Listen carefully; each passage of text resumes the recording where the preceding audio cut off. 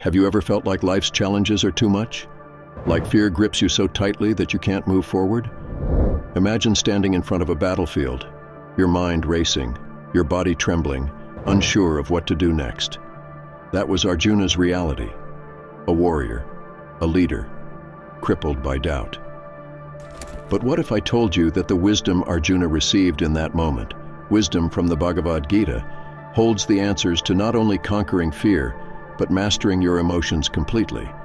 In this video, I'm going to share 5 life-changing lessons from the Gita, lessons that will teach you how to stay calm, control your emotions, and face life's toughest battles with clarity and strength.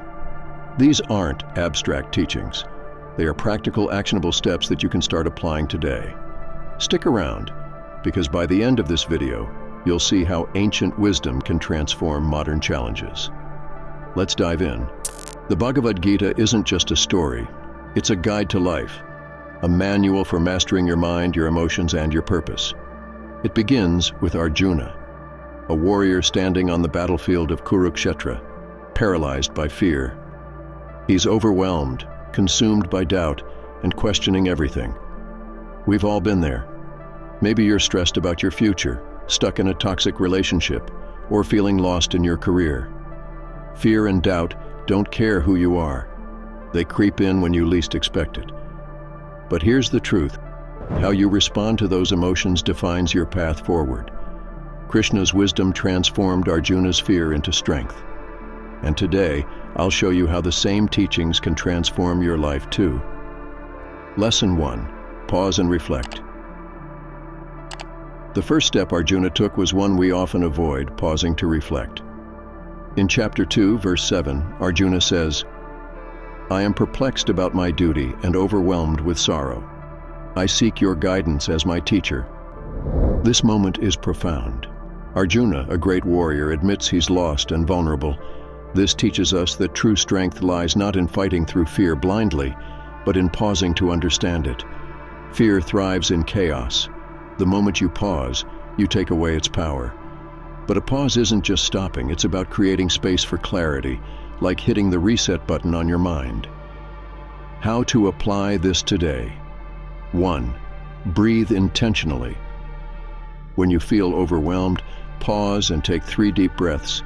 Inhale deeply through your nose, hold for a second, and exhale slowly. For a deeper calming effect, count to 5 on your exhales. This slows your heart rate and helps your body relax. 2. Journal to untangle your mind. Grab a pen and write down, what exactly am I feeling right now? What's the real source of this emotion?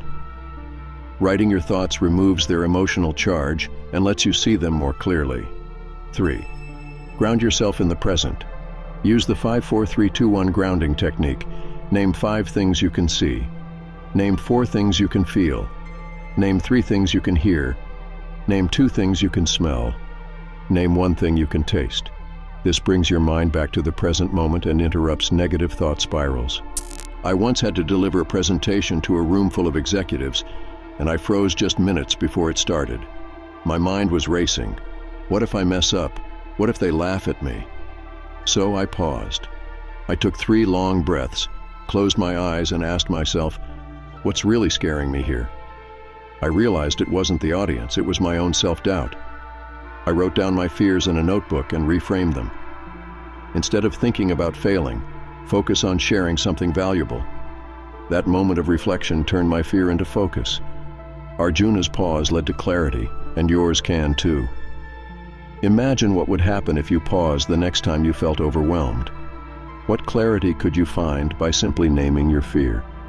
Start small, 3 breaths, 1 moment, and see how even the stormiest thoughts begin to settle. But reflection alone isn't enough. Let's talk about the next step, detaching from the outcome. Lesson 2, detachment from outcomes.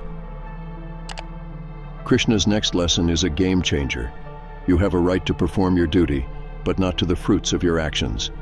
This means that your role is to focus on what you can control, the effort, the preparation, not the outcome. Fear and anxiety often come from obsessing over results. What if I fail? What if I'm rejected? Krishna tells Arjuna that letting go of the results doesn't mean not caring. It means trusting that if you give your best effort, the outcome will take care of itself. Letting go isn't about giving up. It's about freeing yourself from what you can't control. How to apply this today? 1. Focus on process, not results. Preparing for an exam? Focus on committing to study for 2 hours a day, not the grade you'll get. Going for a job interview? Focus on preparing your answers and rehearsing, not the recruiter's reaction. 2. Use affirmations to reframe anxiety. When fear creeps in, repeat this affirmation. I give my best effort and I trust the outcome will take care of itself. Saying this reminds you that your job is effort, not perfection. 3. Ask yourself what you can control. Write down one fear that's bothering you right now. Next to it, write, what can I control about this situation? Focus only on those actions. Let go of the rest. I used to worry constantly about the future, especially during my first job. Every project felt like it could make or break my career. I'd obsess over what my boss thought of me, replaying conversations in my head. One day, I wrote down everything I was stressed about. Then I asked, which of these can I control? I realized that the only thing I could control was doing my work well. So, I committed to that. When I stopped worrying about what others thought and focused on doing my best, my stress melted away. And ironically, I performed even better. This shift in mindset changed my life. Krishna's words teach us that true freedom is letting go of the things we can't control. How much stress would you let go of if you focused on effort instead of outcomes? What would change in your life if you trusted the process? Let's take this one step further. Are your actions aligned with your true purpose? Lesson 3. Align with your Dharma. In chapter 3, verse 35, Krishna says, it is better to perform one's own duty imperfectly than to perform another's duty perfectly. This is about Dharma, your unique purpose in life. Arjuna was afraid because he forgot his purpose as a warrior. When we ignore our true calling, whether it's pursuing a dream, standing up for our values, or simply being authentic, we invite fear and chaos into our lives. The lesson here is clear. Stay true to yourself even if the path is difficult. How to apply this today? 1. Reflect on your Dharma. Ask yourself, what gives my life meaning? Is it helping others? Building something? Teaching? Write down 3 things that light you up and think about how you can include them in your daily life. 2. Take one small step toward your purpose. If you're in the wrong career, take a class that excites you or update your resume. If you've been avoiding a passion, commit to spending 30 minutes on it today. 3. Say no to what isn't aligned. If something feels wrong, a project, a role, a relationship, don't force it. Aligning with your Dharma means choosing what feels right for you. I once took a job that looked perfect on paper, but deep down I knew it wasn't right for me. I stayed because I thought it was the smart thing to do, but every day I felt more disconnected from myself.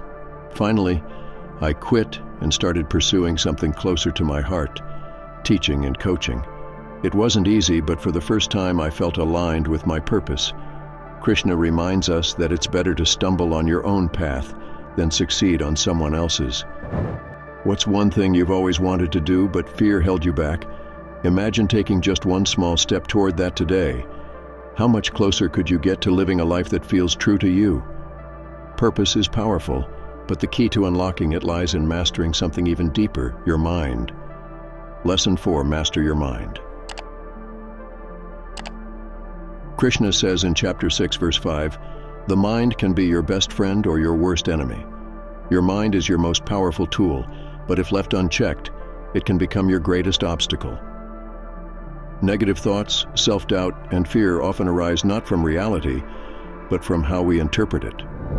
Krishna's lesson to Arjuna is simple yet profound. To conquer life's challenges, you must first conquer your mind. The truth is, mastering your mind isn't about suppressing negative thoughts. It's about recognizing them, reframing them, and guiding your mind toward clarity and strength. How to apply this today? 1. Start a daily mindfulness practice. Dedicate 5 minutes every morning to sit quietly, focus on your breath, and simply observe your thoughts without judgment. If your mind wanders, gently bring it back to your breath. This trains your mind to stay present under pressure. 2. Reframe negative thoughts.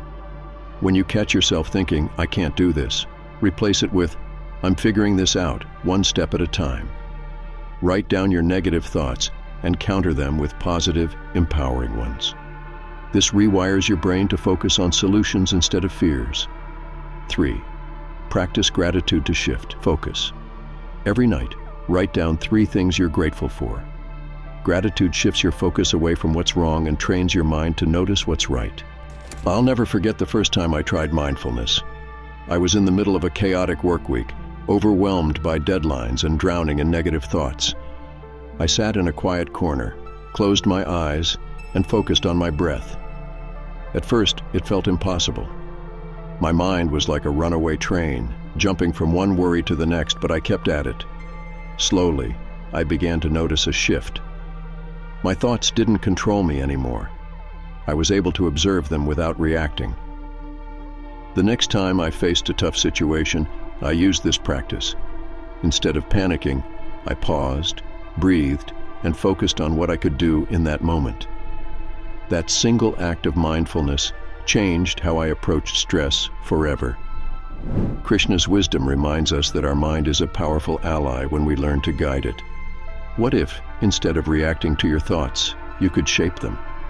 What could you accomplish with a mind that's trained to support you, not fight against you? But even with a strong mind, there's one final transformative step: surrender. Lesson 5. Surrender to a higher power. In chapter 18, verse 66, Krishna says, "Abandon all varieties of fear and surrender unto me."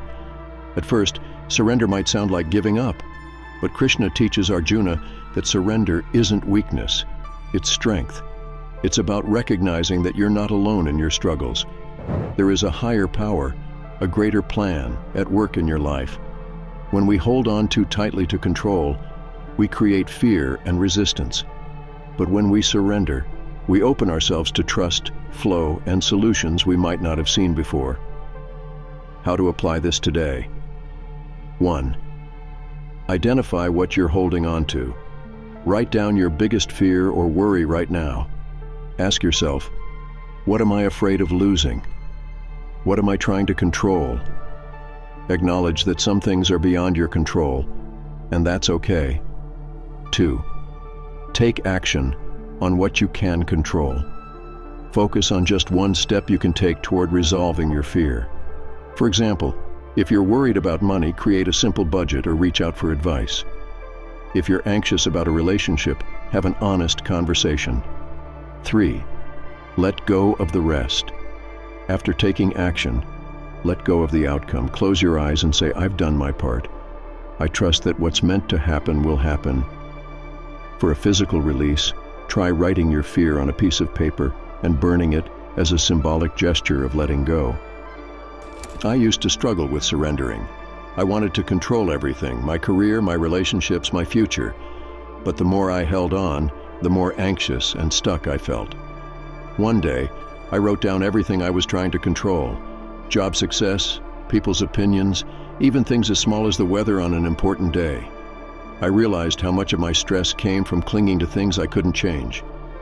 So I tried surrendering. I took action where I could, and for the rest I said to myself, "Let it be, trust the process." That simple shift brought me peace I hadn't felt in years. Things started to fall into place. Not because I forced them, but because I let go of the resistance.